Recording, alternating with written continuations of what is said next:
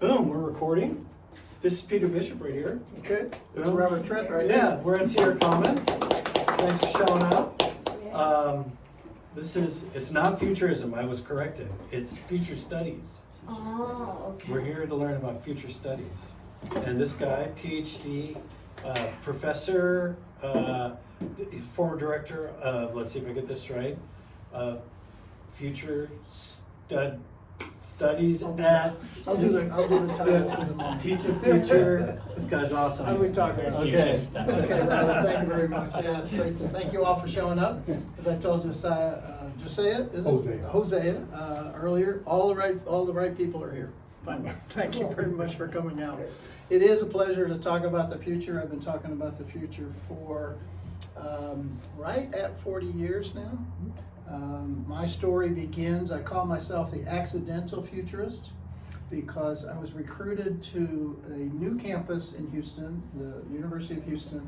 One of the things that Texas did, one of the last things, and we're not in Texas anymore, but one of the last things they did was take all the oil money they were making in the 70s, because there was a huge windfall with the price went up 4 or 5 times over, all the royalties coming in. They built lots of new campuses throughout Texas.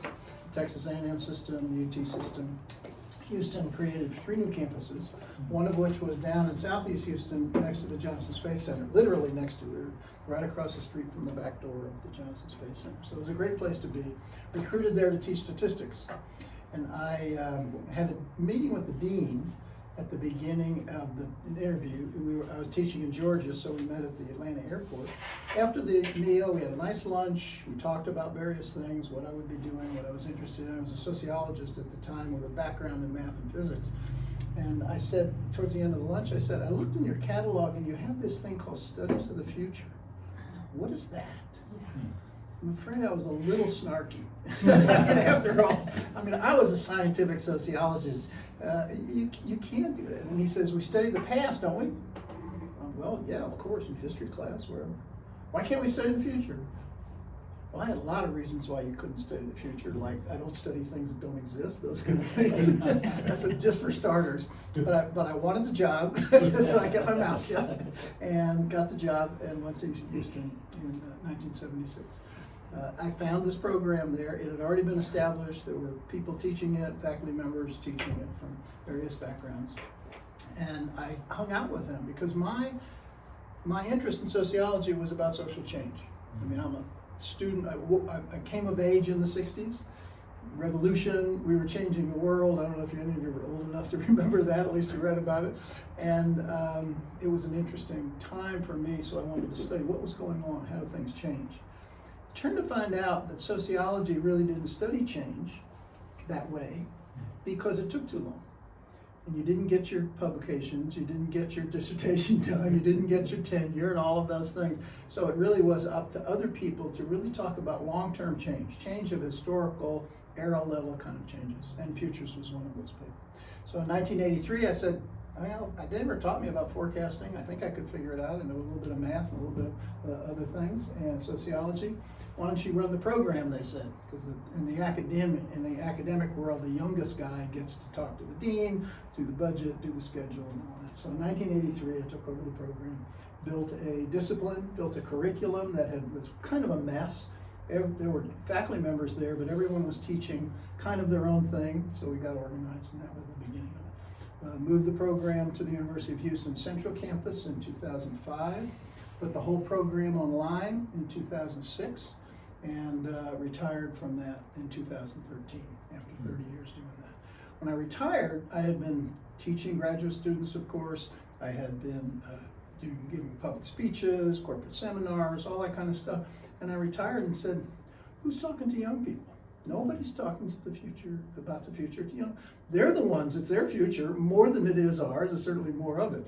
And so I created this organization called Teach the Future, which takes exactly the same kind of things we were teaching to graduate students and adults at an appropriate level and introduces them. And that's what we're going to talk about here. But I also think, and the way Robert built this was for entrepreneurs or for general adults.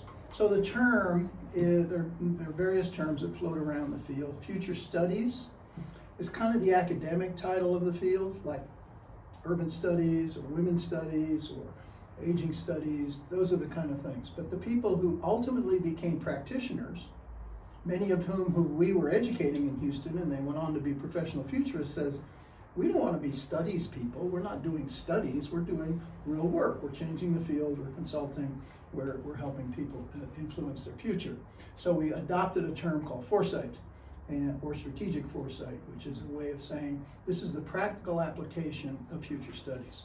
Futurism would seem to be an obvious choice, but for two reasons, the field kind of rejected that. The neighborhood of isms is not a very happy neighborhood. I mean, you gotta bump shoulders with racism and sexism and ageism and all of those things. So nobody wanted to be an ism. And secondly, it was a art movement in the 1920s in Italy, which was very fascist, mechanistic, not a very happy place. So they didn't want to be associated with that. Very few people know that today, but those effetes in our field said, oh, we can't be that name. That would be terrible, wrong name. So we've adopted Foresight as the practical application. So it's like biology and medicine. Biology is the scientific study of living things. Medicine for humans would be the way to actually treat them. So we have basically this organization that is attempting to bring this kind of thinking, a new way of thinking about the future, to the world. I teach a course to adults called Foresight Fundamentals, which is a practical application of how to do this. In fact, from this very room in the morning, Friday morning, and again the following Friday, I will teach that course because we have bandwidth here compared to the house that we rent here in Grass Valley, and I rent this from Robert. So this You had the foresight to rent. well, I knew that I was going to drop the bandwidth enough times that I didn't want to have that happen. So that's the way. That's basically how we make our money, and then otherwise we're consulting, promoting, trying to get schools, trying to get teachers, and indeed young people to be thinking about the future in some of the ways. None of this is scientific yet, certainly not at the term we use for this is called futures literacy. So it's very much like digital literacy or media literacy. You don't have to be a movie producer to kind of be an intelligent consumer of media. You don't have to be an accountant to be financially literate, to know how much you're getting charged on your credit card bill, how to balance your checkbook, buy life insurance, all of those kinds of things. So this is futures literacy. It's what people, if I had a list of BuzzFeed, I would say these are the 15 things that you should know, that every person should know about the future and about change. And so that's what we're going to kind of do here. So I'm interested to hear your ideas, and we will have, I hope the video picks it up too, because this is much more about sharing ideas as it is me standing up here talking. So I've already put the agenda up here, so to anybody who wants to leave can do so before we get started. I like to begin with a very interesting question. I developed a kind of a short survey, I'm not going to do that here, of basic questions that people have about the future. And the very first question is, can you know the future? When I put that survey out to groups, when I would talk to them in the 90s, in the 80s, people would say, no, you can't know the future. And then it gradually shifted as future studies became a little bit more, well, they would say, and I didn't put anything, yes or no. Well, you can know some things, and that's where we are. So we're here saying, no, the future is not completely impenetrable, but there is still a high degree of uncertainty. So it's a balance. And what I would like to do is share with you the process we use to make judgments about those kinds of things. What kind of quant, KW, sorry. What kind of time scale are we talking about? We're talking 2 years, 5 years, 10 years, generational? We tend to be long-term. Generational? Generational, Okay.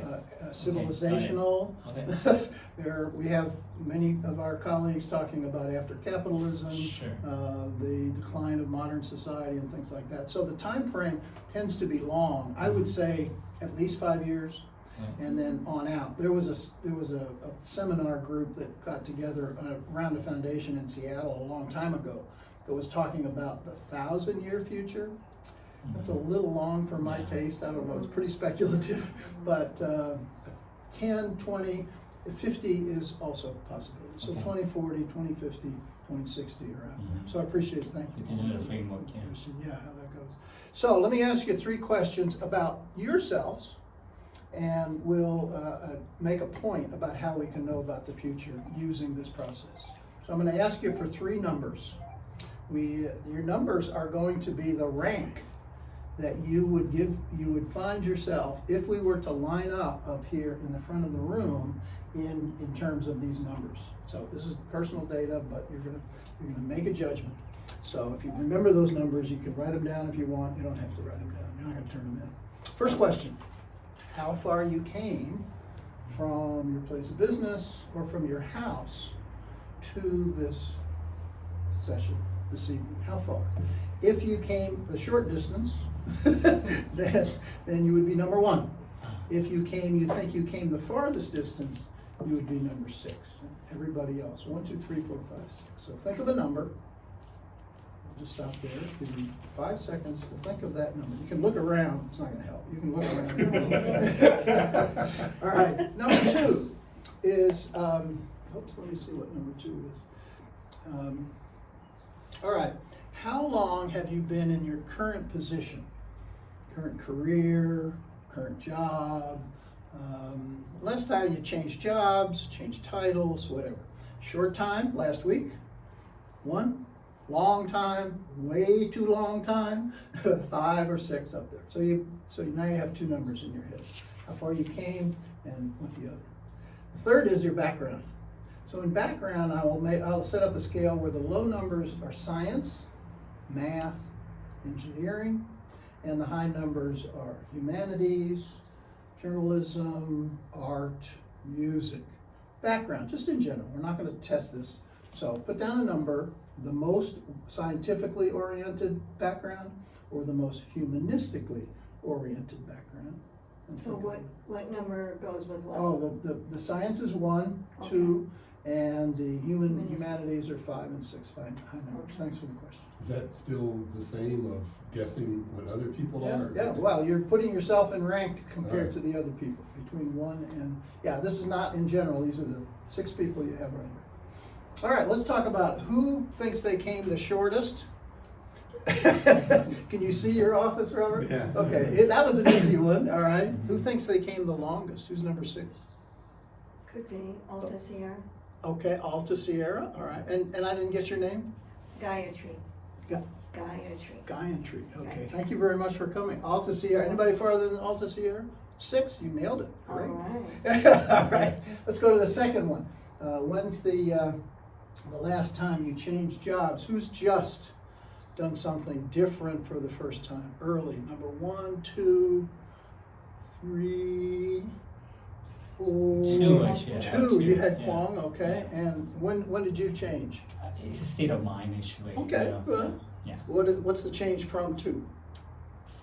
Traumatic experience to surfacing and Okay, all right. So when did that happen? Did it happen?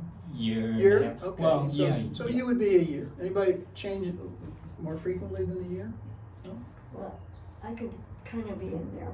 Okay. How much? When did you change? Well, actually, I'm on leave, Okay. but, All right. and my boss knows, but I'm also anticipating when I go back, I will be moving and All right. going into other work, so. And it when could be did you go on leave? Actually December, Okay. yeah. So you would be a December number 15th. 1, Yeah. and Kwong would be a number 2. That is good. Very good. Who thinks they've been in their position the longest? Pamela? I've been How a long? communicator for 40 years. Yeah. Changing jobs all along the way, I happen to know, but Yes, still. that's But true. Pretty much in That's the true. same career. In the you same know. career, but Excellent. always something Okay, new. great. All right. So let's talk about who thinks they're the most scientifically background, science, math, engineering. Andy? Okay, what'd you put? 1. 1, okay, probably. You're electrical engineer, Definitely. professor, all of those things, all right. Who thinks they're the most humanistic background? Art, music, literature, history, Yeah, Pamela, maybe? I'm gonna say What number did you put down? that. I'm gonna say, I put down 3, All 3, but is but I think maybe 1. so But you're I don't know. What do you You're think, right. Robert?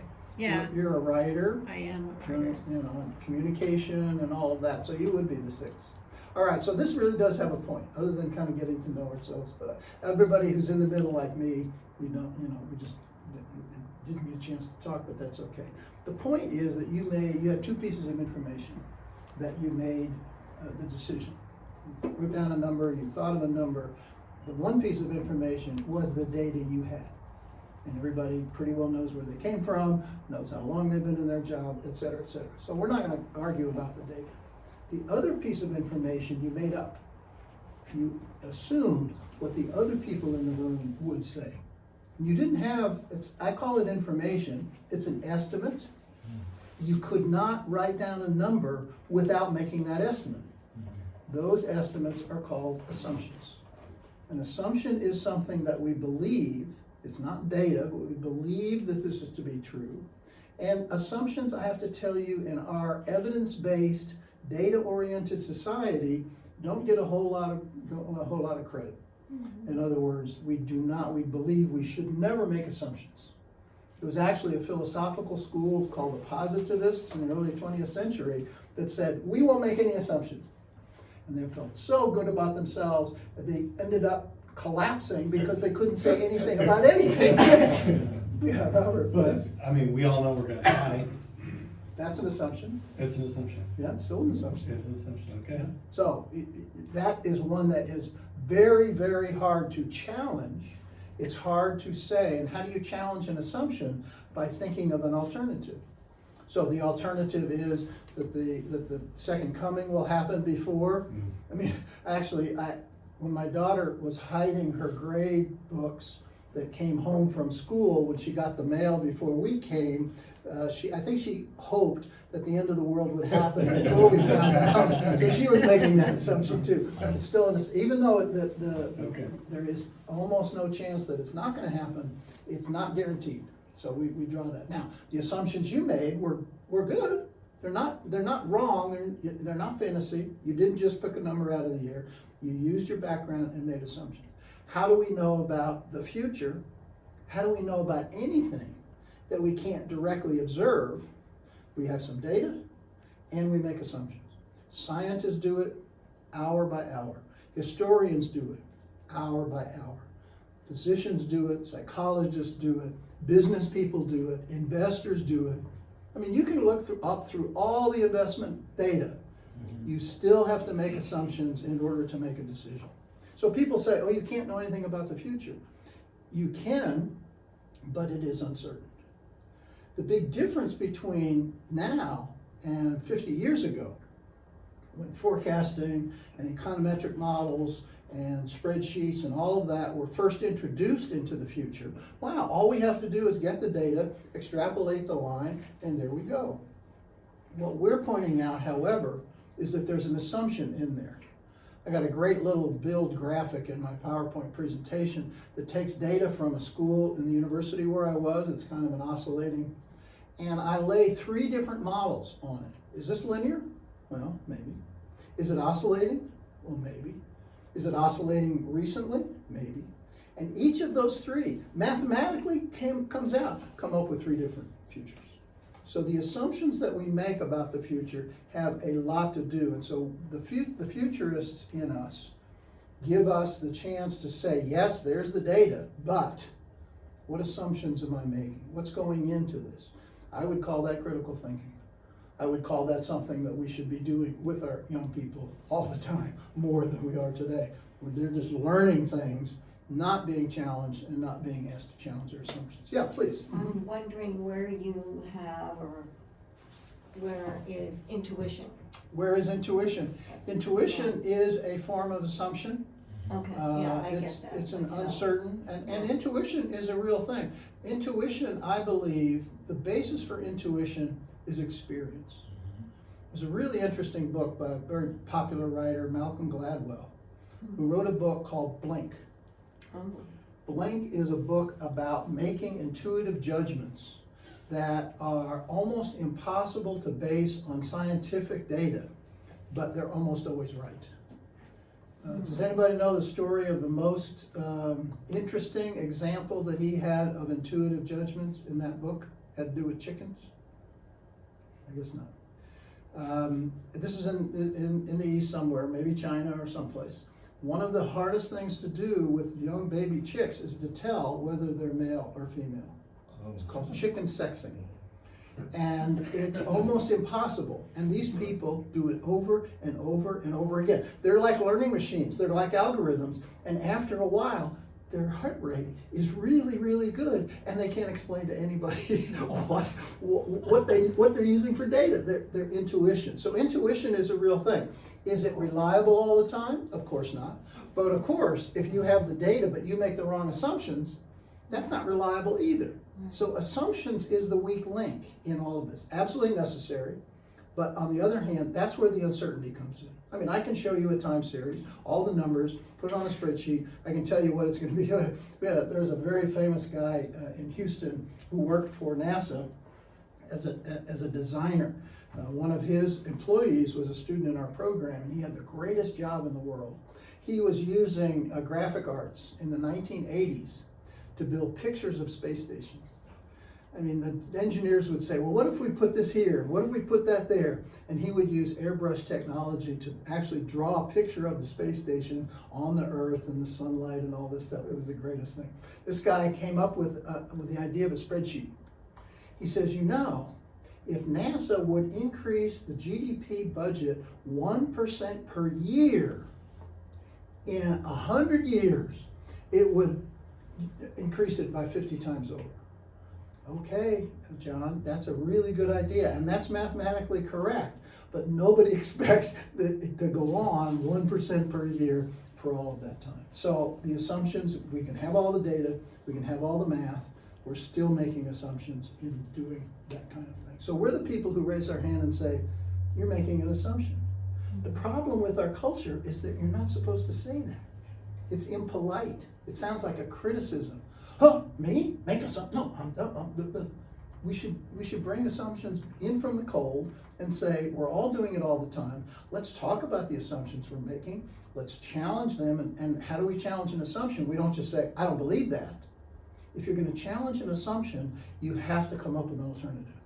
So what's the alternative to death? The alternative is eternal life or resurrection or the second coming or whatever. Very, very low probability of occurring, I have to admit, but it's an alternative. So what's the assumption to the fact that NASA's contribution to the US economy will be 1% per year? Like nothing has ever lasted that long in that same way. So that's easy to challenge, but Robert's concept of, we're making assume that we'll all die someday is a very hard assumption to challenge. So it's not right or wrong, it's the degree of uncertainty. Can I come up with an assumption that is an alternative, that has some plausibility and some basis? So we can know things about the future. We can't know everything, we can't know what we want, we can't certainly be certain about it, but we can know. And that's what future studies now is doing, is saying what we were doing in the 20th century is a fine thing, and it works. But let's build on that and let's ask the question, what are we assuming? What if? How could this be different? How could this be wrong? This person tells me this. And the critical thinker, without being disrespectful, says, what might be true instead? If I hear a politician, or I hear a pundit, or I hear a business person, or I hear a parent, or even a teacher say, this is true, a critical thinker, without sometimes not even voicing it, says, okay, I accept that. That's really a good idea, but what might be true instead? So our job in future studies is we have certain expectations. And then we ask the question, what could happen instead? Not that the what could happen is not probable. It's not more probable, but it's plausible.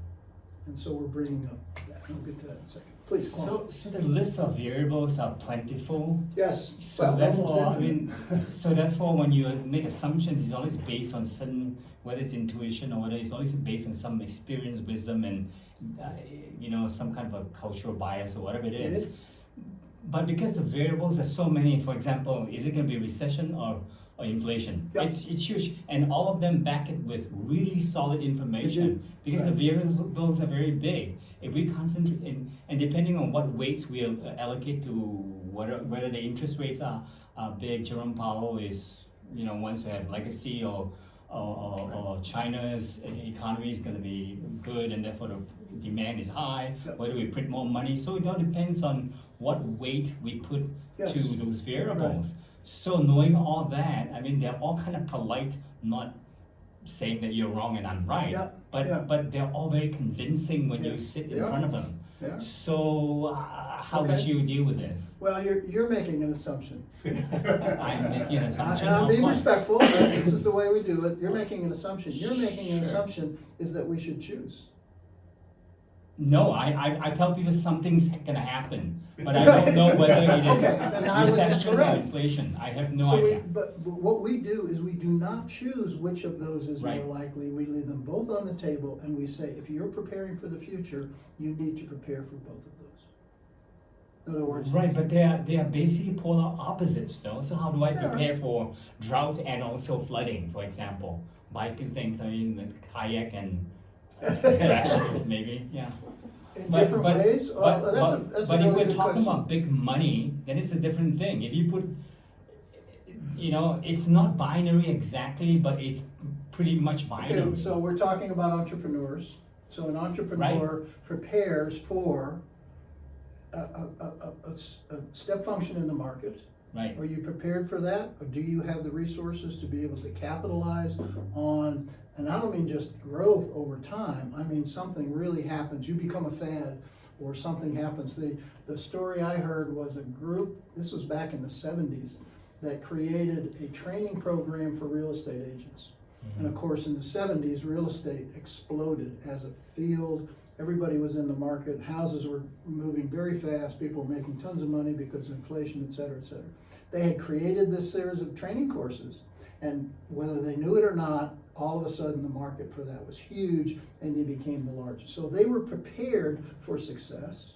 At the same time, should you guarantee yourself preparing for success? No. We should keep some reserves. We should keep some savings. So I think the premise that you can't prepare for alternative futures at the same time is probably not correct. Right. To some extent, we have to know if we're going to grow really fast, we have to be ready, and if we're going to hit a recession or something, we also have to be ready. Well, it's called probabilistic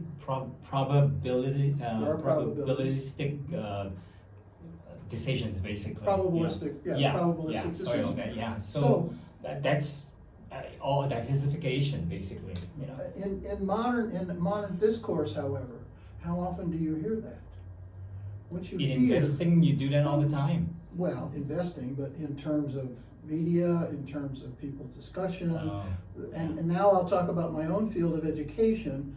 One of the critical components of education, which I believe has been so wrong for so long, and that is you get your A if you get the right answer. The right answer. A singular answer. How many students in high schools, and public high schools, and even in colleges are asked to provide multiple plausible explanations or reasons or outcomes to a condition? Now, yeah, recession, and some of those things that are right on the knife edge, we're talking about either one or the other. But so many things we expect to happen, nobody's talking about the alternative. So now the alternative is not likely necessarily, but it is plausible, and we're the futurists who talk about alternative futures that are out there. So I think you're right. We have to, but probabilistic thinking is what we're talking about. But how much of our screaming society is really thinking that way versus this is my answer, this is the right answer, you're wrong, whether it's business or whether it's politics or social life or whatever. So I think we have a long way to go to educate young people in alternatives thinking, in probabilistic thinking, where you get an A by coming up with 3 really good scenarios. 3 scenarios that have some basis, not necessarily 50-50 or 45-55, but here's what everybody expects. How could that be different? What might be, how might that be? And I think that would be a huge change in education. And frankly, that's what we're trying to do, because you can't teach about the future the way I've been teaching it about at the university and the way we're teaching the adults in our courses. You can't teach without talking to them about alternatives and the kind of assumptions we're talking about. I really appreciate your coming out. Anybody else? So that's really the intro. Can we know about the future? Yes, to some extent, and this is how we think about it. All right, go ahead, Oh. Andy, please. Oh, you flinch in this class, you hold on, sorry. Yeah, there was a couple of comments on Yeah, what you're please, saying. yeah, absolutely. One is, there is a whole finance, modeling for exactly that, balanced portfolio. Right. The Blackman equations and the whole stochastic modeling. I know the name. I don't know And, the equation. yeah, Okay. basically, it's how I do my investing, it's just, Okay. basically, and that's how a lot of the 401 kind of investments are these days, is they're just balanced. Okay. And the other is the black swan. Yeah, I was okay. waiting for you to say black swan. Oh, I haven't done all the buzzwords yet. I'll get to some of the other buzzwords in a minute. Okay, so in terms of probabilistic thinking, and I think it's Black-Scholes. Black-Scholes is the one, yeah. is the thing. Of course, I mean, a balanced even I know, Yeah. a balanced portfolio is some defensive bonds and market things, and some stocks that are maybe tech-based or whatever. In fact, And they're now- rated by year.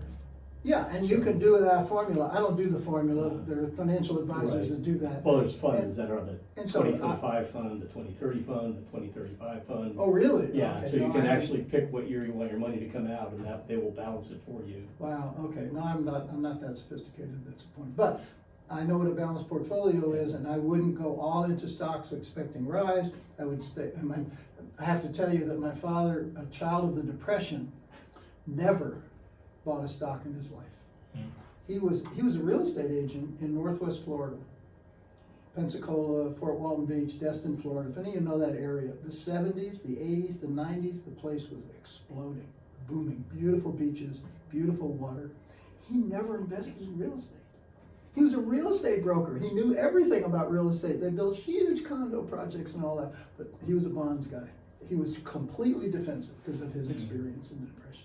And so that was his choice. He did fine, left his mother with a nice little nest egg to finish her life. So everything was fine. But that would be an unbalanced portfolio on the other side. I have the other side of that story. Yeah. My Which is- grandfather owned a lot of beachfront property in Florida Really? in the 20s. Of the So 20s. young. Yeah. And when the Depression hit, he couldn't pay the taxes, Yeah. lost all his money. Oh. He wound up moving to LA and retiring. Right. My grandfather invested in a business in exactly the same time, 1927. It was a farming business. It was, his idea was that he would sell farmers the chemicals that went into the materials they were using, fertilizer, herbicides, and things like that, rather than the finished product. And whether that idea was going to take off or not, 1929 came. He lost all his investment. In fact, he lost his family because his wife and my father and his sister, separated and all that. So it was a tragic thing. But you're right. He did not protect against the downside. Did not protect against the other side. Yeah, Robert, please. I don't know how to form this into a question, but what Okay. comes to mind is quantum physics Oh yeah. and how it's Yes. not an either or, prepare for Yeah. a bull or bear market at the same time, Yeah. but they both exist at the same time. Yeah. And then another kind of mathematical thing is like chaos theory, Mm-hmm. where if there's my brother had a PhD in mathematics and Okay. studied this stuff, so as a kid I was like, what? Like he explained it to me that like you could look at a rapids, and it Yeah. looks like chaos, but and then he'd show me these diagrams and saying, look, you can predict. It's Yeah. actually some predictable activity. And so I don't have a question except how does that relate to Okay, your topic I of do. study? I love that. I love that. Well, first of all, quantum mechanics, it's called the superposition of states. Yeah. I don't understand that. We might have an electrical engineer in here who can tell us how that works. I'm not a big fan of quantum mechanics. Okay, how that works, quantum computers going to have a big impact on the world, I believe, but how that is, and that is the fact that quantum states don't become definite until you observe them. We know that. They are both at the same time, and then they become one of them. And nobody understands. Even Einstein himself said, this can't be Yeah. true, and he rejected the whole field. He was wrong, but he rejected the whole field because of that. We don't know why that happened. So I have no relationship to future studies, except there's a probabilistic world out there that we have now to accept at the infinitesimally microscopic level of particles. Okay, chaos theory I know a little bit more about. And chaos is an interesting state of a mathematical system that is called exquisitely sensitive to initial conditions.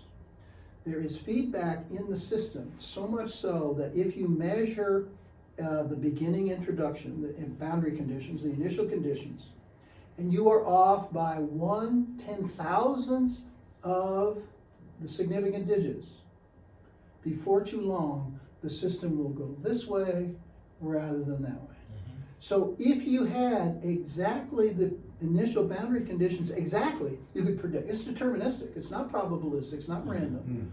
But since we can never get down to the infinitely measured boundary conditions because of the feedback of error, all of a sudden it explodes and goes someplace else. And we think that there are mathematical systems that we can show. I don't know if you've ever seen a double pendulum, where you have one pendulum that's hanging from another pendulum. Well, that duck that, that gets the water, that's an example. So you cannot predict where those pendulums are going to be. A simple little system like that.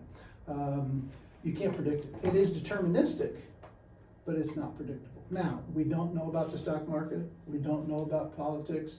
We don't know about social life. Are those chaotic or not? Nobody knows the equations for those things. So we can't say, but it's a justification on our part, a futurist part, saying there is more uncertainty in the world than we have given credit for.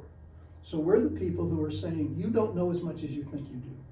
Be careful, challenge assumptions, prepare for alternative scenarios, rather than saying, damn the torpedoes, here it is, we're ready to go. Exactly. So we're the people, and it sounds weak.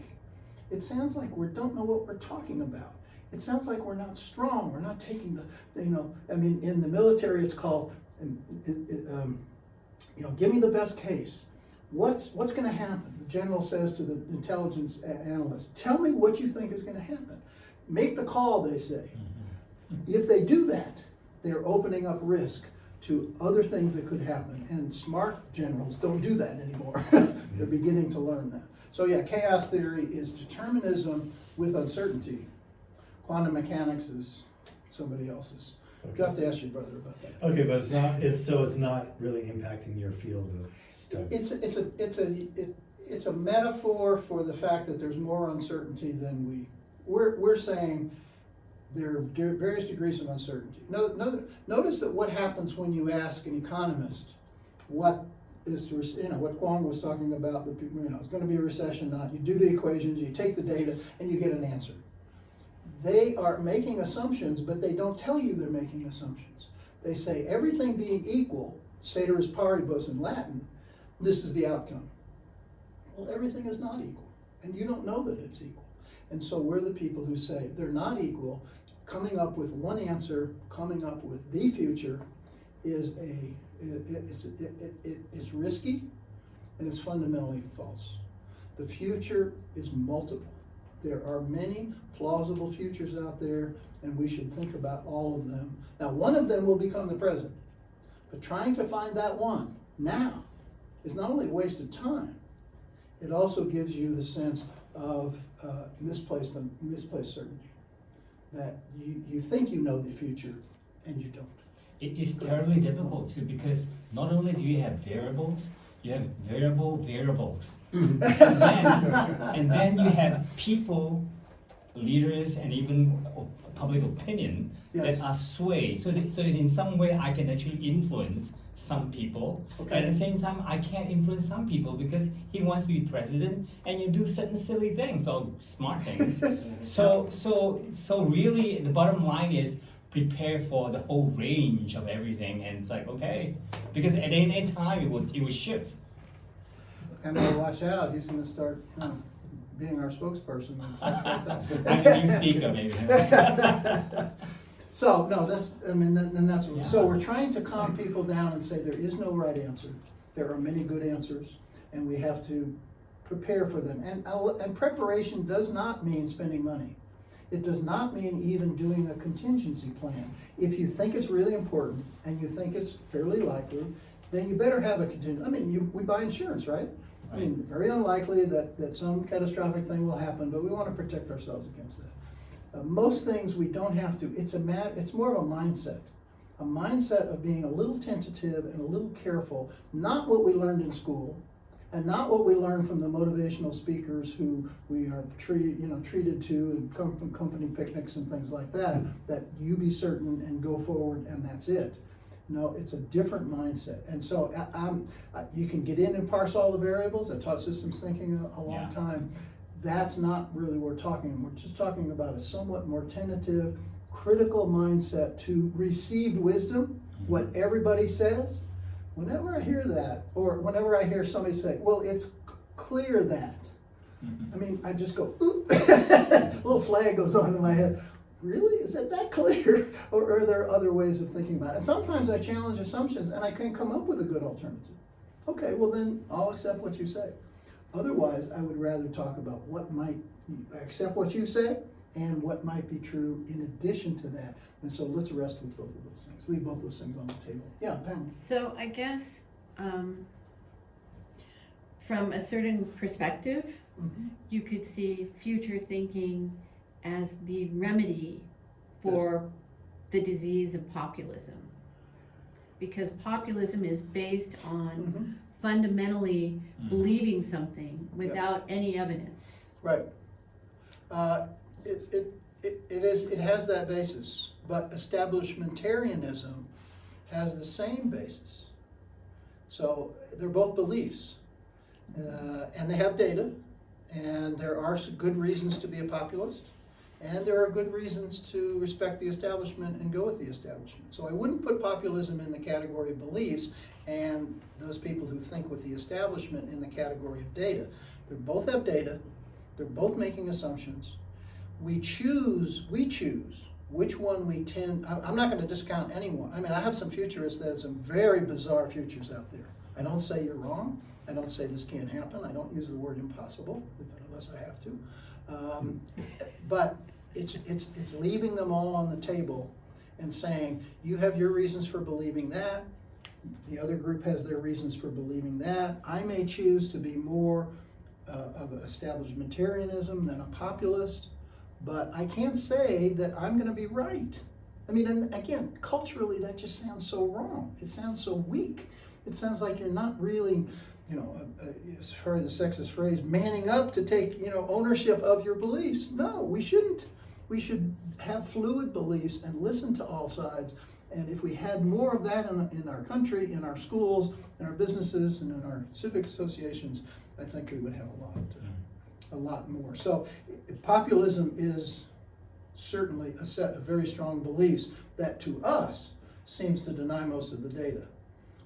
I think if I were in their shoes, they think I am denying most of the data and making the beliefs whole. But that's where a diversity, so you're talking about all the variables and things like that. That's where doing this as a group, particularly a diverse group with different perspectives, different experiences, different intuitive biases, come together and say, let's listen to each other. Let's see if we can come up with a plausible set of alternatives and how to prepare for those alternatives. One of the few things in sociology that we know fairly surely, I won't say for sure because I just said there's nothing for sure, but the research continues to show that small groups of diverse people who are allowed to contribute and listen to each other always come up with a better solution than the single best solution that an individual proposes. This was done, we did a long time ago called, Things on the Moon, or it was a NASA little game that came out. They gave you 10 things. Everything from a water bottle, really valuable on the moon, to matches, not too valuable at all. And you had to rank them in terms of how much utility would you get out of this. Small groups always came up with a better ranking according to at least what NASA scientists said was their ranking, which is not itself truth by any means, but better than laypersons. So the research was over and over again, that diverse groups. So there is no mathematical way of solving this problem. It's done in discussion among people with different views going forward. Thank you very much for the conversation. It's great. Okay, so should I go forward to item number 2? So we've only used more than 50% for item number 1. That's always my, I hate to run out. That's my big fear. Okay, what is one? Think to yourself. What's one thing about change, social change of society, that you would really like to know about? not the future so much, but just how change occurs. And I'll tell you a couple of things, and then I'll ask you what your questions are and see whether I covered it. There are three things I want to tell you about change. Where does it come from? The sources of change, and the answer to that is a very simple one. It comes from the world, and it comes from ourselves. We call the first kind inbound change because it comes to impact us, and outbound change because then we move out to try and affect the world. And the metaphor is a card game. You're sitting at the poker table. You know your data. You don't know what the other people are holding. And so you have to say, what's my world? What do I think the world is in that particular hand? I know what I have, don't know what they have, but I have estimates and assumptions. And good poker players are really good at that. And they don't have data, but they're making good assumptions or their intuition or whatever you want to call it. And both of these things are operating simultaneously all the time. The world is changing and changing. Our worlds are, and we are also changing. Because I have to play. I have to decide to fold. I have to decide to bet. I have to when to do all that stuff. This is most of our forecasting in the future is about the world. And we don't have any choice. I mean, you sit around the table and everybody gets a hand. I didn't have any influence on the hands they got. I didn't have any influence on the one. That's the world. We are given the hand of the 2020s. That's our world. We have to understand that world. We have to have the data about that world, what the assumptions are about that world, and that's the inbound. The outbound is not so much covered in school because, and that's what everybody wants young people to be leaders. They want them to be empowered. They want them to take initiative. They want them to stand up and create change. And I ask them when they say that, when do you give them the chance to do that? I don't know about your time or the young people that you know, but their lives are heavily regulated by the world. Their parents, their teachers, their peer group, their friends, their media outlets and things like that. So they hardly ever get the chance to express outbound change. So what we like to do is say, let's understand the world, all of its complexity, all of its variety, and let's think about what we could do to make that world better. And if we had a balanced view of education, of change, I believe we would have a better world. We would have people more prepared, and I think happier. If I have a vision of a company in which everybody has a strategic goal. The receptionist at the reception desk is continually thinking, how could this job be better 2 weeks from now? How could and not that they're obsessed, they're always thinking about reflecting and observing and what's going on. And if we did it, if we put the paper clips over here, it would make things simpler. That is change. That's outbound change. It does not have to be. I have a great NPR story from a guy who was driving an elevator in New York City in 2000. This appeared on NPR. It was still when elevators needed an elevator operator, and he had hurt his back fixing subways. And so they gave him an elevator on 181st Street, and he would drive it back and forth. And he took that elevator, and he turned it into a transformational experience for the people in that neighborhood who rode that elevator twice a day, 5 days a week, on the way to work and back from work. He brought in pictures, hung pictures on the wall. He brought in plants. He had a little boom box. He was playing smooth jazz when they were there. He introduced himself and introduced them to each other. And this group of 3,000 people in this neighborhood that rode his elevator every day, one woman got in there and she says, "This is the best 20 seconds of my day." This is such a wonderful place. You know, they're going to Manhattan. They're going to Wall Street. They're going to Madison Avenue and being tough and competing in the world. And they get this 20 seconds of this one elevator ride. You know, so that's outbound change. I love, the guy's name is Bruce Renfro. I've never met him. I heard him on NPR. It's great. Okay, so that's item number one about change. The second item about change is where change occurs, the level. And there are three levels. There is the, what we call the enterprise level. You all know what an enterprise is. Could be a business, could be an organization, could be an NGO, a government agency, but there are bigger enterprises than that. Nevada County is an enterprise, as a total thing. California, United States, all the way up, and they get smaller. The family is an enterprise, an individual is an enterprise. We're all systems, we have inputs and outputs, so we're all enterprises. So there is change within the enterprise. We're going through change all the time. The county's going through change. The companies are going through change. The second is the transactional environment. It's a big word, transactional. Meaning that that's the part of the environment which the enterprise deals with pretty much on a regular basis. So a business has customers, competitors, regulators, landlords, you name it, bankers, all of that kind of stuff. Here, I'm a futurist. Am I going to come and tell them about the future of their transactional environment? Well, I didn't want the job. That would really look stupid because they know that a lot better. Now, they should think of alternatives and all this kind of stuff, but still, they know that data better. Our part is called the global environment. The part outside the transactional environment, the big world. And that's a hard sell because most people, they hear about it on the news, but what difference does that make? That doesn't affect me. But sooner or later, the global environment changes the transactional environment, and the transactional environment changes the enterprise environment. So if you want to be up to date, if you want to look ahead, and one of the images we use is the lookout on the ship, high up, looking over the horizon. I mean, literally, if you climb up on the top of a mast at sea, you will see farther than the crew, not because you have better eyesight, just geometry. So they put the person, they don't put them on the bow, they put them on the top of them. I've been on the top of a mast at sea in a small boat. It's not a comfortable place to be at all, I can tell you. But I could see farther than anybody on the deck could. So we're the futurists, we're the lookouts. We're people who are bringing in these stray cats, these signals of change, and everybody goes, would you stop that? Don't we have enough problems to deal with? You're bringing in all this stuff.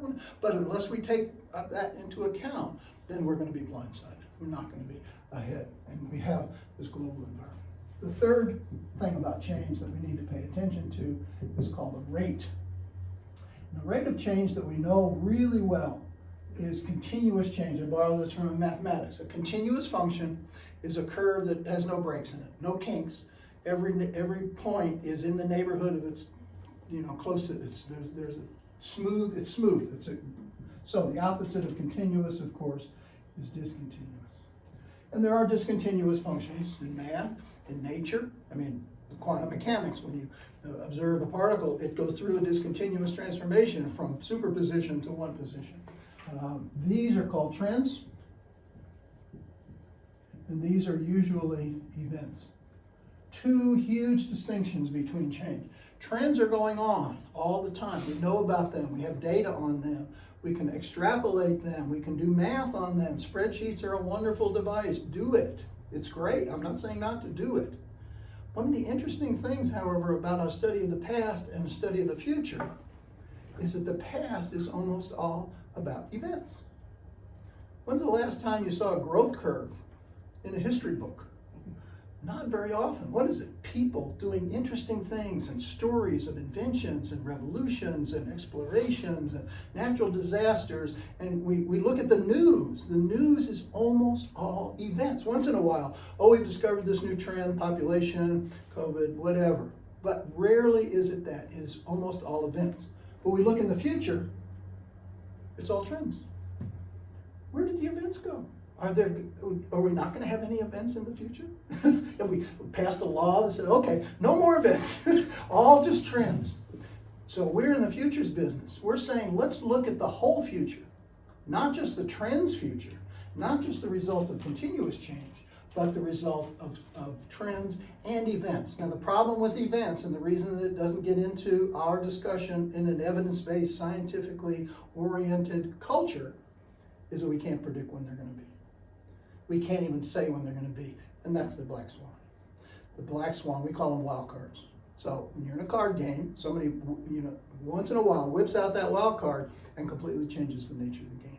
So COVID was a wild card. It was an event that completely changed the world. We had been talking about, we did, when I'm doing training, what are the possible events? Well, there's nuclear war, there's the asteroid, there's a pandemic, there's, this. And it was always on the list. some people were actually paying attention to the possibility of having a worldwide pandemic. Believe it or not, some of those people were in the White House. They did a very detailed study of what the national response should be, of course, totally ignored and totally trashed. Of course, not just, that administration. When the Challenger shuttle blew up in 1986, they had a great plan for a disaster, and they ignored that too, and totally flubbed the whole public relations part of it.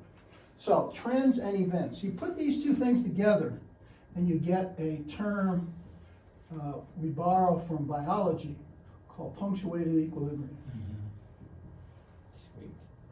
which is a modification of Darwin's theories of natural selection. Natural selection still works great, but Darwin made an assumption.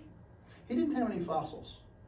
All he could see were the species that were existing at the time and their variations, and he correctly assumed that they were environmentally induced, but he didn't know where they came from. Once after World War II, we dug up the fossils, and we found that there were these epochs, these eras of the Cambrian explosion and the Pleistocene and the Jurassic and all of those things. It was equilibrium, equilibrium, boom, punctuation. Equilibrium, equilibrium, boom, punctuation. And so out of that comes our use of the concept of an era, which is something we know from history. Depression was an era. The Renaissance was an era. Cold War was an era. Blah, blah, blah, blah, blah.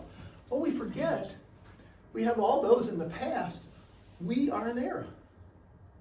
And when we think of ourselves as an era, we think ourselves as historians 50 or 100 years from now will describe us. What will they say about us? What will be the name of our era?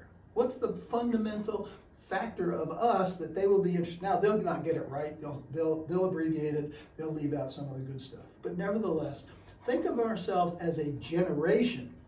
That's one idea, and that we're in the march of history. This is not the end of history. This is another chapter in it. What's our chapter? What are we doing? And most importantly, every era comes to an end. The present, I say, is a temporary condition. Use it, live in it, celebrate it, be happy for it, but don't get too used to it, because there will come an event. And events usually kick off, to some extent, the end of an era. You go through a transition period, and you get to, ultimately level off. So it's an S-curve kind of event, transition period. So we're in lots of transitions. I mean, we're in the post-COVID, it's still a transition. We still haven't shaken all that out.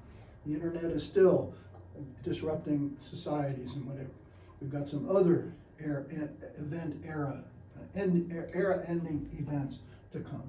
So thinking of ourselves, now this is again, we're having to think of both of these things. How do we make use of the present era in business and to create good, and at the same time be ready for the event that comes swooping in and says, now your era is over, now you got to do something else. I don't think futurists, I know futurists, were not any better at preparing for the pandemic than anybody else. On the other hand, they were less surprised. We were not, this is a big one. Okay, now we're living out what we've been talking about all this time, is that we're now about to go through a transition in those kinds of things. So those are three ideas that if we were teaching this in school, if we were practicing this, we would position ourselves in history and be a generation that realized that, yeah, the world is impacting us, but we have strategy, we have things that we can do, that the global environment sooner or later is going to change our world, and our world is going to change ourselves, and we keep a little bit of attention. We're not navel gazing, we're not looking out, we're not standing our life on the lookout tower, but we get on the lookout tower once in a while to come to little talks of futures to kind of get a sense of what's going on. And that this trade-off between trends and events is going on all the time too. So that's a model of change that I would recommend that we follow. So did I answer the questions that you had more or less, yes or no? What question would you like to know? Or did you, when I asked the question, would you like to know about change? Social change, how change works. Do you see a pattern in Yeah. the history of human civilization? There is this theory which sounds really, I mean, there are many. One is a time frame thing, 150 years, 84 years, and all that. The cycles. Within the Yeah, the wars and all cycles, that. Historically, somewhat accurate. The other one is between centralization and decentralization. Yeah. I found it fascinating. Yeah, could you cast some light? In terms of the cycle theories, and there are a bunch of them, the only thing I dispute, and they have data, some of it's cherry picked, but they have data, Sure. and they could be true. I don't tend to like to put specific years on it. I think the flow of change is more uncertain than that. So you can't say, oh, now we're 20 years in and now we do something else, and then 20 years in, now we do something else. So that kind of regularity with a fixed period, probably not. Well, it's a time frame though. It's not within 1 year. Right. It's like, the 3 to 5 year thing. Well, whatever. Yeah. I mean, recessions, if you look at, yeah, there are recessions. I mean, you can find the average, say average 5 years between recessions. But that doesn't mean when the 5th year comes, we all get ready for a recession. Sometimes we go 10 years. Sometimes we go 2 years. I initially had the same response too, Right. because technology is different, the speed of things are different. We Yeah. used to walk, then we had bicycles, there were cars, there were supersonic airplanes. But later on, I kind of convinced myself, the thing is that the one constant is that it's a human time scale. So humans react, I mean, you can slap me 5 times and I react. You can slap my forefathers 3 times, they don't react. But because of the human time scale, there is a certain consistency of reaction. That's interesting. Yeah, so, I like I Well, don't know. I use that same concept because I use that concept when I talk about the history of our understanding of change and the future. Because there was change, and every civilization understands change, day and night, summer and winter, and the life cycle. So people knew there was birth and growth and maturity and death. Every civilization had that kind of change. It is only, I would claim, in the last 300 years, which is not, it was a short period of time for futurists, 300 years, that we really think of change the way we think of change, and the future the way we think of the future. Because almost every civilization before that, and I'm using the Industrial Revolution as the discontinuity, the disruption that has created this concept, and that is that my life is different than my past generation's life.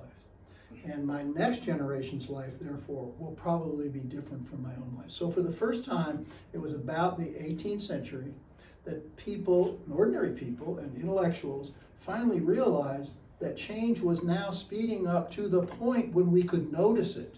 Because you were born in the Middle Ages, you were born a noble, you stayed a noble. You were born a peasant, you stayed a peasant. You were born a soldier, you stayed a soldier. There was no concept of change of status.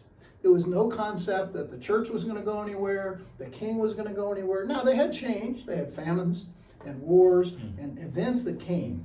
But in terms of the progression of change, so what you're saying is that we are now treated to a new world, not just once within our lifetime, often within our lifetime. So we are becoming used to, oh, okay, well, that chapter's over. Now we have to go do something else. And so we are living in a turbulence, and that's one of the big reasons why we have to we have to add the futures perspective, the foresight perspective, to traditional forecasting, because traditional forecasting basically assumes that we'll just keep on keeping on. More economic growth, more technology, more climate change, more population growth, blah, blah, blah, blah, blah, blah, blah.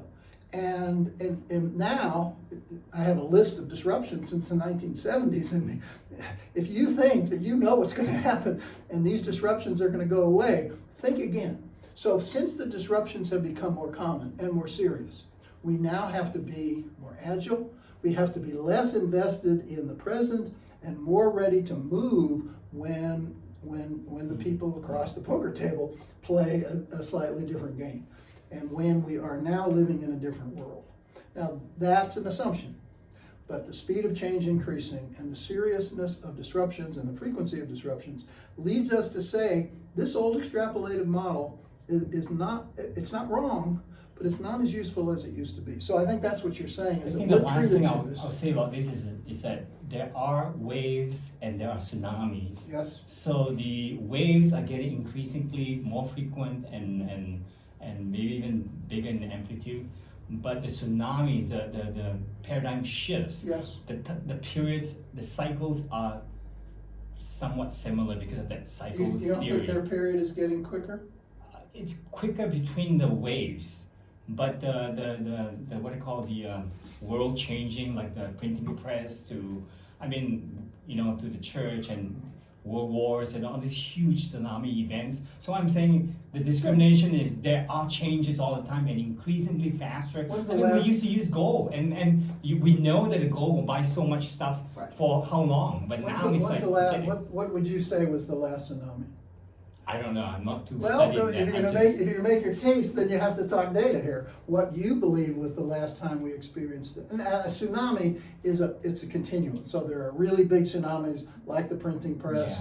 And there are others. So which one would you put as it's because I believe that the present is an era, and the era begins with an event. Mhm. And that event was something so significant that there was before and there is after. What would you say is the last big event in general, not in any specific domain or business or whatever, for society in general, the last big event that created a way of life for us, which we call the present? I think the social part could be the war, the Second World War. Second World War? Like the Okay. huge global war. All right. Right. So But again, I don't qualify this. I found the concept very interesting. It is. But I don't contain all those little facts. well, tsunamis are Cannot not be- little. No, they have got those. They've got the Okay. social cycles. They got the military cycles. there it's are really various- interesting. There are sectors. There yeah. is So some truth in that, but I globally- don't remember all those numbers. But I'm Globally, referring yes. to you. Yeah. Globally, World War II, the beginning of the international world order. So for political Right. globalization, yes, World War II definitely. Well, I would say that the pandemic Okay. had the effect of a tsunami. I don't think anyone anywhere in the world wasn't impacted by it. And I think the level of change since then may very well be even further accelerated. We were all. The internet was Yeah, another it seems like the tsunami. internet's gotta definitely be one. I hate to give a definite answer, but my belief is the internet too, because the difference between the internet and the pandemic is that we have had enough time since the internet to really see its effects. One of the possibilities, the pandemic totally changed our lives over a 3-year period, but we don't yet know what the really long-term effects are. We know there's now a lot more hybrid work, a lot more hybrid education, remote versus the other. But take the Great Recession. We thought, the financial system is going to completely change in 2008.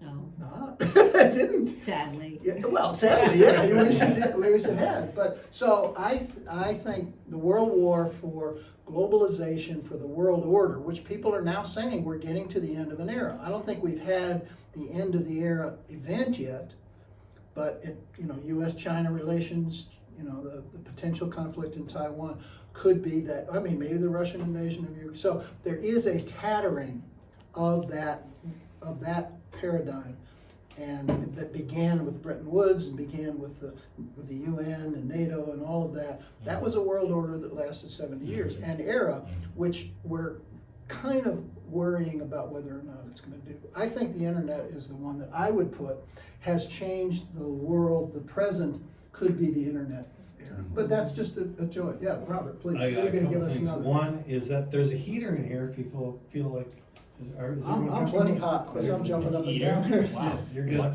Why? Okay. Okay, I just It's wanna make cold sure- in here at 7 o'clock in the morning.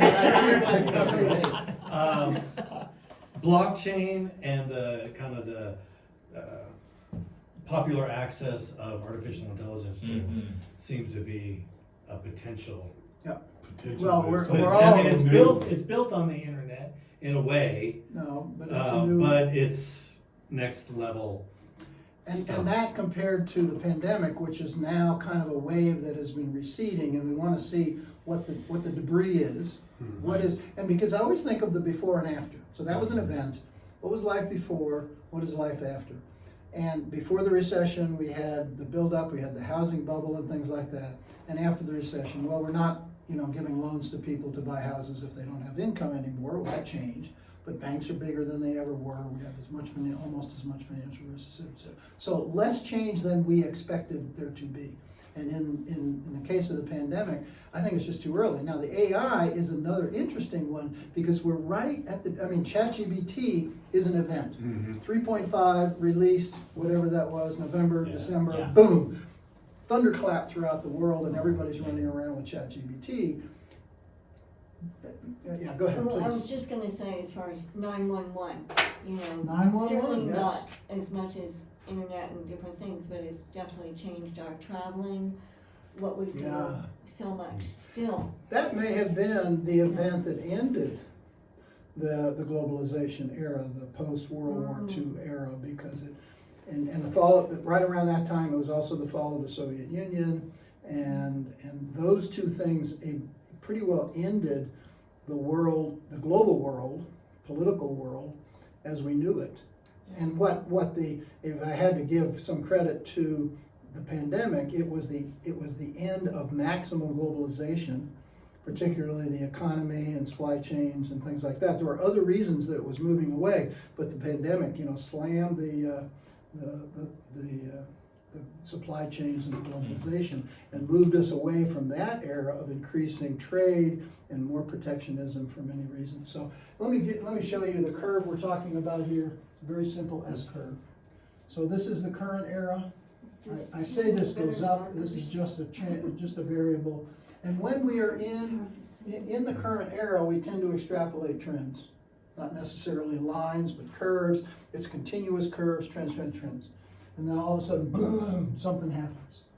We start the transition through this phase 2, which is a period of stress, because we don't have the old era to bank on anymore. It's kind of going away. We don't have the new era, the new normal, if you want to call it, to be there yet. And so we're kind of in between this two things. And so the internet, we're way up here. Pandemic, we're here. ChatGPT, we're here. Recession, the recession, I don't think it really did create much. I mean, the housing market is way different than it was before the recession, but that was kind of a bubble and it goes away.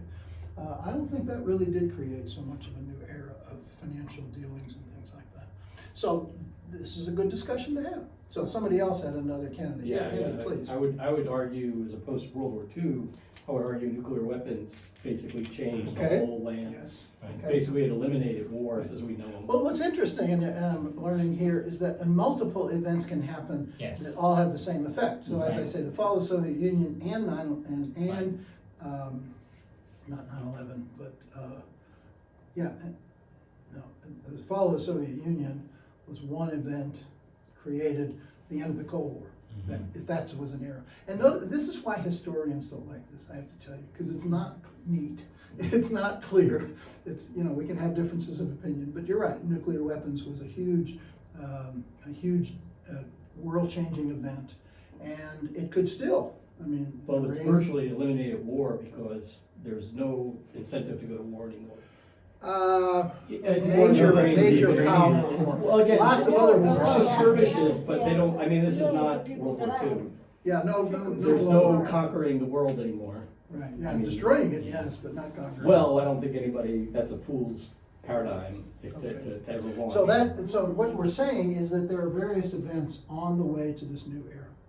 Let me give you one other set of curves, which says much of the same stuff, but it's called Three Horizons.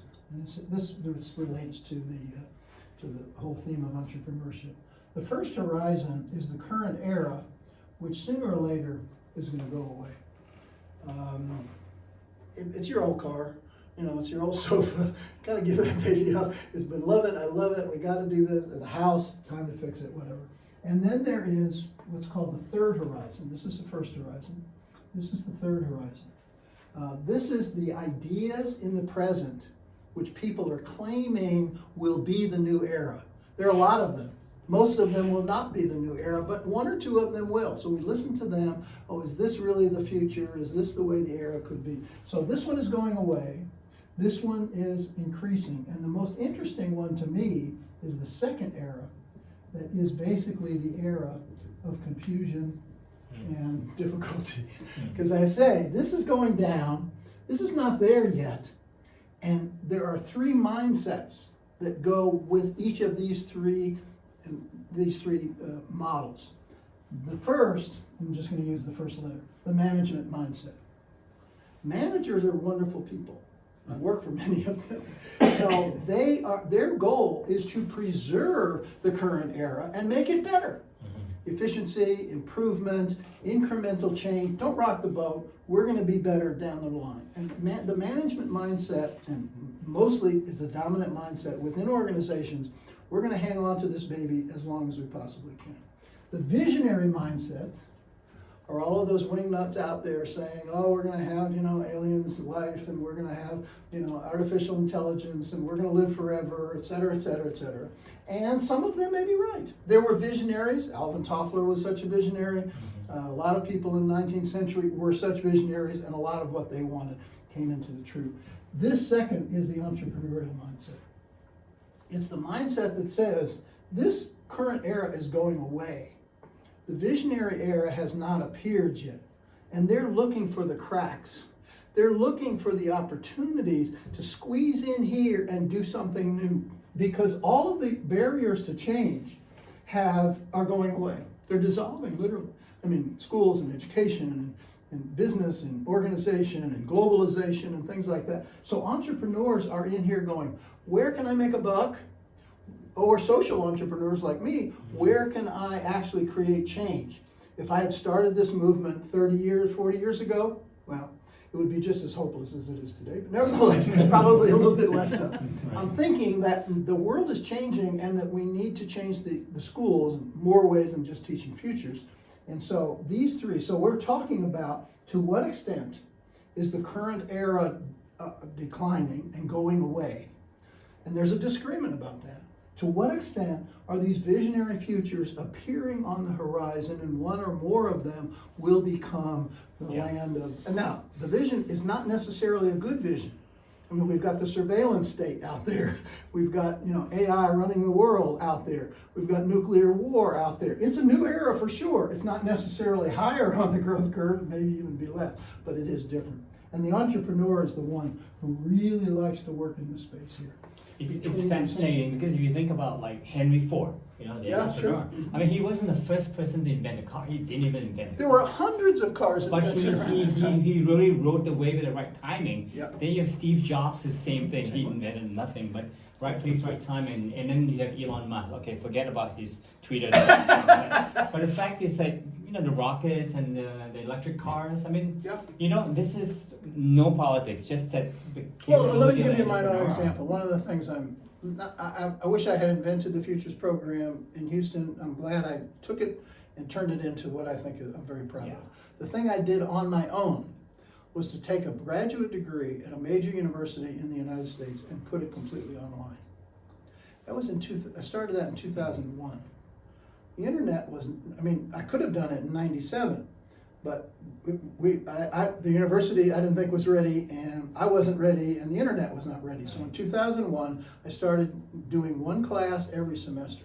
So I'm one of these entrepreneurs, seeing this emerging. You have to be in a room to learn with professors as a belief that was probably going away. So I saw that going away. The visionary future, which is you learn wherever you are, you can get through the internet. And the internet was, it was 7 years old at that time. Not huge, but it was there. And I was using that space to say we can teach people in Saudi Arabia, from Houston, they don't have to come. So we started, and by the time we moved to the central campus, we had about half the people online and half the people in the classroom. So we had a classroom, and then we had projectors and cameras, and everybody was talking. It's difficult socially, but we did it. They got good degrees. And then the people, fewer and fewer people in the classroom year and year. 5 years ago, they stopped having a classroom. It's all completely online. So that was an entrepreneurial move. That was an attempt to grade. So my pitch to entrepreneurs is, where is the current era going away and becoming not so useful, not so effective? people not liking it anymore? What are some of the new ideas that may become the new era? And use this in-between period as the place where you can sneak in and make some change and maybe make some money and do it that way. But you have to think about things this way. It's not just an opportunity that is there, it's the changing going on from one era to the other. I think that's where entrepreneurs would be most. And Jobs and Ford and all the others are exactly that same thing. Yeah, please. So one of the things that we're discussing in these areas is disruptive technologies. Exactly. And then the acceleration of disruptive technologies. Yeah. And I wonder if, in your examination of this, if you have any notes on recognizing the beginnings of disruptive technologies. Two things. There is the study of the influence of technology on society in the last 50 years is actually not a very happy story, believe it or not. Economic productivity peaked in the 1990s through the internet and through communication, email, and automation and computers and things like that. It was nothing equivalent to the automobile, to electricity, to, of course, going back, agriculture, whatever, which took very long periods of time. So there is a sense that we don't have, we have a lot of news about, disruptive technologies. We don't have as many that are having an effect that is as big as those were, nuclear weapons and things like that. So that's one caution. The other is a curve that you may have heard of from a consulting organization called the Gartner Group. They're an IT consulting organization. And it's called the hype curve. A hype curve is the amount of media attention given to large, and they track technologies. You could put this curve on social things as well. So things get, and what is this curve? This is the media attention. The mediathon about ChatGPT and the mediathon about social media and all this kind of thing. And you get up here, and all of a sudden somebody looks around and goes, nothing really has changed, folks. And you start the downside. Now what's really going on is this. It takes, even a disruptive technology takes a really long time to have an effect. I mean, you can invent HTML, which he did in whatever the guy's, Berners-Lee did in 94, I guess. But you lay in all that fiber and doing all that and all that, blah, blah, blah. We don't have a real internet until the 2000s. So it takes a long time to do this. So the hype goes, and we got to be careful about the hype. Then the disillusionment and the disappointment in that technology. Well, I remember this curve in the 1980s was email. I got my first email address from NASA, actually, more than the university. But then in the late 80s, it went down. And I remember in those days, people who considered themselves important said, I don't do email, I have people to do that for me. And it was that was a fad. That was a fad. And how many technologies we say, well, that's dead. But what's happening underneath is the infrastructure is being laid for the actual effect of that. So we have to be careful about what is really disruptive and what is getting media attention, because this difference here is the difference between, and the media is a marvelous thing. The media, unfortunately, well, it's not unfortunate, it is our eyes and ears on the world as a whole.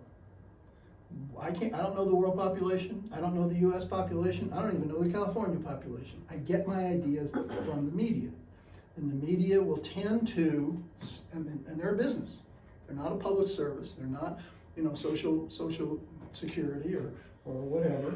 They're in the business of getting eyeballs to sell attention, both social and broadcast media. So they will hype things, completely part of their business model, and those things will not live up to the hype, and then they will decline all the while it's going. So I use these things to say, probably not now, but someday those could be, very, very important. So ChatGPT is the current one now that's on the upswing.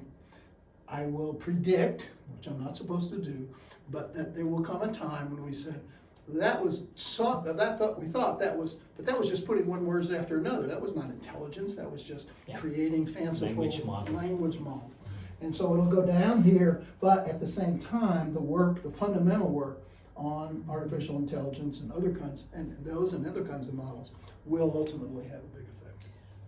I can certainly see that with Dolly already. Mm-hmm. You know, that as Okay. people use it, they say, oh, well, this kind of sucks. This isn't really doing what it's supposed to do. So that's But- a hype curve that went through like 3 months. Usually it takes a year or two. But I can see that it's being built too. Yeah, right. So, go ahead. Go ahead. So. He's gonna call him into the session. You better get your cousin. No, I need to get dinner. Oh, that's right. Okay. So since this is like an entrepreneurial center, you know. Yep. Henry Ford came up, or Steve Jobs, and like that space in the blue graph in between Yep, the hype, the hype curve. and then the other graph and the Yep. kind of the entrepreneur sweet spot. The second Is that horizon. like being like an early first to market on a Yes. technology usually kills a business. It's the second, close second to market is the one that Fast follower. fast followers, yeah.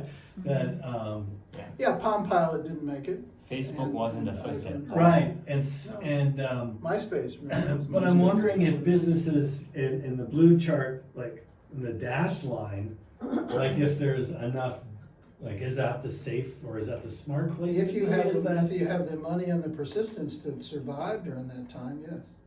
Well, that would be the first to market. You need boatloads of money and persistence. But if That's these here.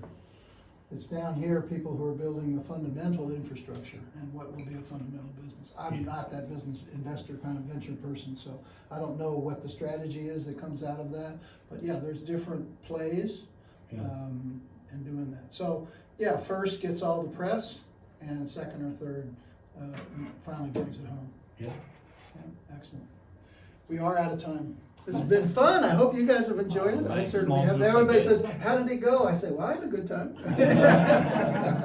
Thank And you. if you know teachers, if you know schools, please, please, please, we need to have our young people learning this kind of stuff.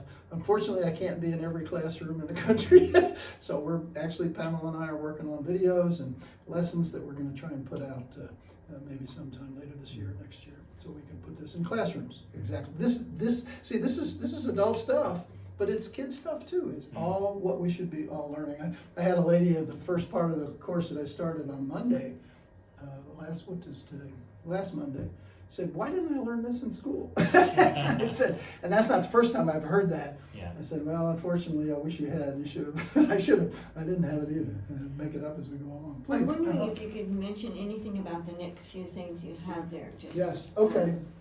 So Why, yeah. I did pretty Okay. much. Trends are what we call the expected future. Okay. If you hire somebody to tell you the future, that's what they're gonna give you. They're gonna Okay. use the models, use the data, they're gonna extrapolate trends, that's it. If you ask Deloitte or McKinsey, they're gonna say, here's the future, done. Okay. And we don't say that's wrong, that's where we start.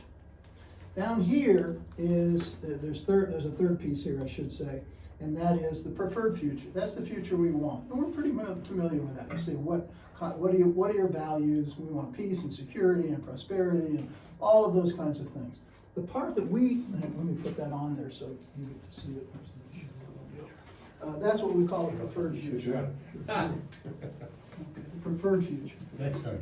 And people know that, and so we're not so much talking about those two things. What we talk about is the alternative futures. The alternative future is what could happen instead of the expected future. So that's the critical thinking. What assumptions are you making? Economic growth will continue indefinitely forever. Really? I have to give you a little factoid. One of the most interesting Foresight studies in history was in 1973. Some of you may have heard about the Club of Rome. They hired a group of systems analysts to model the whole world's economy, the whole world, population, technology, resources, waste, pollution, et cetera, et cetera, et cetera. And they came up with these gigantically complex models. and they published it, and it became a blockbuster. They didn't expect it at all. This is going to be a little academic group at the University of New Hampshire, and they were, all of a sudden this thing became a gigantic thing in the middle 70s. I think it was the best-selling nonfiction book of all the 1970s. And they did The Expected Future. And The Expected Future peaks in their model in 2025. So, now they had alternatives. What if we do this and what if we do that? All of those were ameliorations. Nothing ever solved the problem because all they kept doing was moving the peak out and further into the future. So rather than 2025, it was 2035 or 2050. They couldn't solve the problem that there are limited resources and unlimited demand. So I will say that, the what if we do finally come to the point where we reach the limits that we talked about, and that the belief that, how many angels on the head of a pin, that the economy will grow around the world forever? Well, there is a chance that that'll happen, and there's a good chance that it won't. And so that's the what if. So those are the three futures. Teach the Future is an organization that I work in to bring this thinking to schools and school districts. So thank you very much for pointing that out. So the way we talk about this is the future is many, not one. We always think of getting the future, it's like a road. Where does the road lead? Where does the road end? Where is the road in 2020, 2025, or 2050? That's the wrong question. What are the various destinations of the road? One of those probably, or maybe a completely different one, will be the future in 2025. But settling on one of those today, even if it's the most likely, notice that the most likely is not the same as the probable. Probabilistically, probable means better than 50% chance. Better than 50% chance that it's going to happen. The most likely just means that it's more likely than all the other alternatives. So you roll a pair of dice, what's the most likely number to come up if you don't know and you don't ever play craps? It's 7, but it only happens 1 out of every 6 times. Herman Kahn had a great phrase, the most likely future isn't. I love that. The most likely future isn't likely. It is likely that something will happen, something other than a 7 will come up, even though it's more likely than any others. So when people say, make the call, tell me what you think is going to happen, what's the future? Giving one single answer leaves out all of those what ifs. And it doesn't. So I actually went through a phase myself, and I wish it had been earlier in my life, but when I was asked, what do you think is going to happen? I had to stop myself from giving the answer. I wanted to give the answer. I wanted to tell people how smart I was, how good, and this was, they're like, oh, you're so smart. Oh, that's wonderful. I never thought about blah, blah, blah, blah, blah. I say, I'm a futurist. Let me give you some stories. Let me give you some alternatives. And that's an ego problem. Literally, it's an ego problem because people are not as satisfied with that. That's the way we should be teaching them. We don't have the right answer. Let's talk about what the good answers are and talk about which ones are better and which ones are worse. We're doing this in school, and that's what Teach the Future is, an attempt to do. If we were doing this in school, we would be giving students the chance to practice making judgments, practice making trade-offs, practice saying values are contingent on other values and things like that, rather than right and wrong answers, right and wrong solutions. So that's my mission, late in life, but and I really appreciate you coming out tonight. It's been fun for me. Thank you, Peter. And thanks everyone for showing up. Yeah.